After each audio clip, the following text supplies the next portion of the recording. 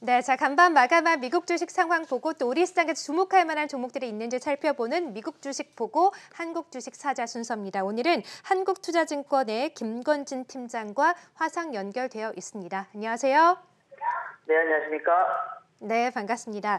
자, 오늘 첫 번째 이슈부터 확인을 해보도록 하겠습니다. 네, 자, 오늘 투자팁 해외 이슈 첫 번째는요. 나스닥 지수가 다시 한번 사상 최고가를 경신한 가운데 기술주가 강한 모습을 보였는데요. 이에 대한 투자 이슈 살펴보도록 하겠습니다. 자, 앞서 살펴보신 것처럼 다우는 하락을 했지만 나스닥은 사상 최고가를 경신했습니다. 아마존 그리고 구글 등이 상승한 가운데 특히나 엔비디아가 큰 폭으로 상승을 했거든요. 어떤 팁을 좀 저희가 얻어볼 수 있을까요? 네, 그렇습니다.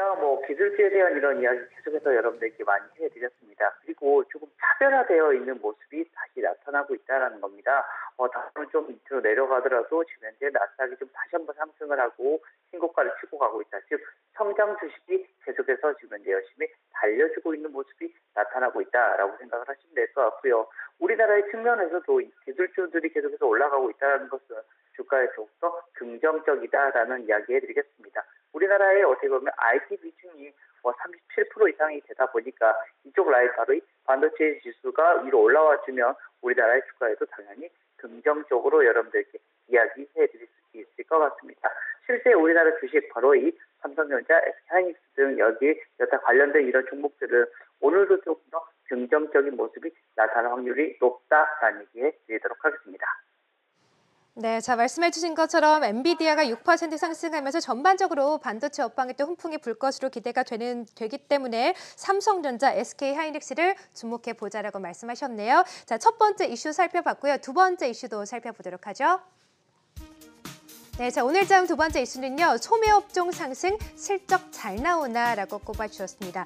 이번 주에 이제 미국 기업들의 실적 발표가 마무리가 되는 가운데 유통업체들의 실적을 발표할 예정입니다. 오늘 새벽에는 징동닷컴이 2분기 홀실적을 발표했고 이번 주는 또 월마트, 홈디포 같은 굵직굵직한 소비주들 또 실적을 발표할 예정인데요. 어떤 점을 주목을 해보고 실적 전망은 또 어떻게 나오고 있습니까?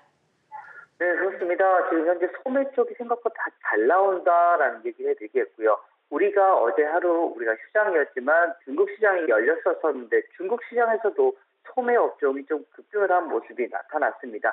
그만큼 소매 업종 어떻게 보면 거기에 대한 이슈들이 계속해서 나타날 수 있을 것 같습니다. 우리가 조금 다른 쪽으로는 좀 소비가 좀 줄더라도 소매 쪽에서는 계속해서 소비가 좀 늘어나고 있는 모습이 나타나고 있는 것이다. 즉 우리나라의 어떻게 보면 소매 업체들도 주가가 한 단계 더 레벨업이 될 수 있는 토대가 마련이 되고 있는 것 같다라고 얘기를 해드리겠습니다. 주가에 대한 흐름 이쪽으로 조금 더 여러분들이 확인해 볼 필요가 있지 않나라는 얘기를 해드리겠고요. 우리나라의 대표적인 소매 업종의 대표 바로 어디입니까? 바로 롯데쇼핑, 그리고 이마트 관련된 이런 종목들 지속적으로 여러분들이 관심 있게 쳐다보셔야 된다라는 얘기 해드리도록 하겠습니다. 네, 자, 지난주에 우리 시장에서도 또 이런 소매 업종도 유통업체들이 또 순환매가 돌면서 이마트, 현대백화점 등이 상승하는 모습이었는데 오늘도 미국의 소매 업종들 주목을 하면서 이마트와 또 롯데쇼핑 등을 주목해 보자라고 하셨네요. 자, 그리고 간밤 또 나온 뉴스가 있는데 또 아마존의 프라임데이가 연기가 되고 학교가 9월에 이제 개학이 좀 예정이 되어 있는데 개학 연기가 불확실성이 좀 나오면서 쇼핑업체들이 타격을 입지 않을까 이런 뉴스도 나온 만큼 소매업체들의 주가 향방도 잘 체크를 해봐야 될 것 같습니다. 자, 두 번째 이슈까지 살펴봤고요. 세 번째 이슈 함께 보도록 하죠. 네, 자, 오늘 장 해외 이슈 세 번째는 중국 증시 언제까지 가나 금융업종 5% 넘게 상승으로 꼽아주셨네요. 자, 어제 우리가 휴장이었는데 중국 증시가 급등하는 모습을 보였습니다. 2% 넘게 상승하는 모습이었고 특히나 최근에 금융업종들이 상승세를 주도하고 있다고 하던데 우리가 주목해볼 종목들 어떤 것들이 있을까요? 네, 그렇습니다. 네. 최근 중국 증시가 계속해서 상승을 먼저 하고 있다는 거. 우리나라 증시에도 한 10시 반부터 많은 영향을 미쳐주고 있는 게 바로 중국인데요. 실제 중국에서 어제 금융업종이 5% 넘게 상승을 했습니다. 한 업종이 5% 넘게 상승을 했다는 것은 상당히 크게 상승을 한 것이다라고 판단하셔야 될 것 같고요.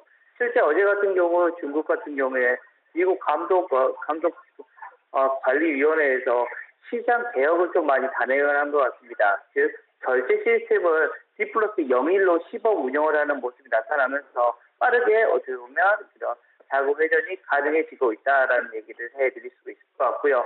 우리가 지금 실적 발표가 지금 다 나오고 있는데 실제 은행주들과 증권주들이 생각보다 지금 현재 실적이 잘 나오고 있고 서프라이즈가 나오는 이런 회사들이 생각보다 많아지고 있다라는 얘기 해드리겠습니다. 대표적으로 은행주 하면 여러분 떠오르는 거 바로 이 KB금융과 그리고 신한지주 그리고 증권업계에서는 한국금융지주에 대한 이런 이야기 계속해서 해드릴 수 있을 것 같고요.